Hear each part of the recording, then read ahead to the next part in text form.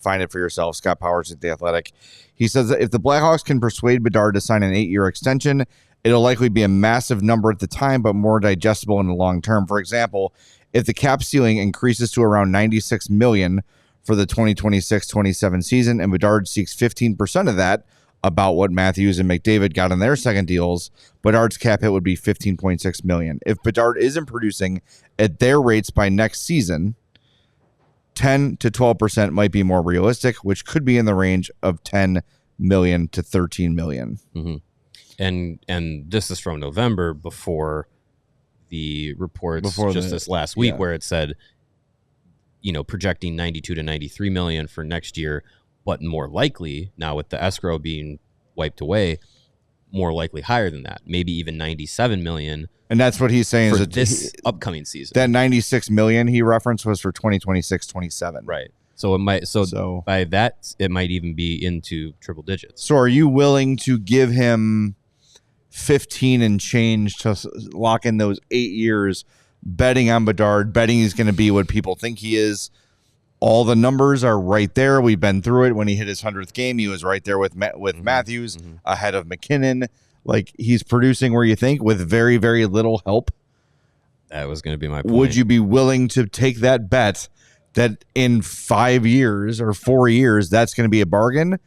Or do you go 6 at a little bit less and then have to figure it out? And then he does become what you think he is.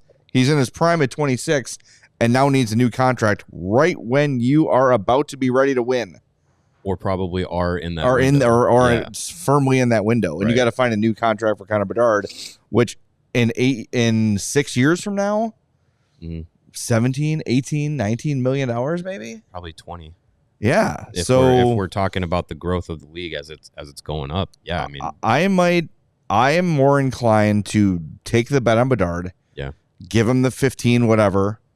And then for 8, and then you've got Nazar, Korchinski, all these guys who you burn their first year. You're going to get to that next contract. Nazar is expiring this summer. Yeah. And Nazar, it's actually very smart because now the Hawks can look at Nazar this offseason and be like, well, you played about the total of a third of an NHL, 2/3 of an NHL season, and your production hasn't been huge. So how's $3 million sound? $4 million sound? Or no, Nazar's not. Yeah, isn't he? No, next season. Oh, after next season. Okay. Next season. My bad. But still, they're not going to break the bank. He's open for a extension along with Bedard at the same time. I don't know. Yeah, I mean, I think the production we've seen in the first year and a half of Bedard with no help gives you confidence that when he gets legitimate help, he's going to be putting up numbers that would be worthy of 15 million. So I think that, and this exact conversation is why they brought in Chris O'Hearn. Yeah. Because it's like, well, this is someone who, this is their job, is figuring out how to balance all of this and negotiate the right way to make sure that teams getting what they need, players getting what they need. I think if you could entice Bedard to be like, here's 13.5 for 6 or 7, like, you might be able to do that because then you give yourself just a little bit more of that flexibility. But again, like, I'm not going to be up in arms if the Blackhawks go max on it, figuring that he will earn all of that. Yeah, I don't think that, and we have a little PTSD from Sam Bowman because he was always all the money, all the term, all the no movement clauses. And you've seen teams around the league, and look, like, Connor Bedard idolizes Sidney Crosby. And Sidney Crosby and Evgeny Malkin are guys who their entire career have taken less than market value to keep the team competitive and to bring in help for them. Right.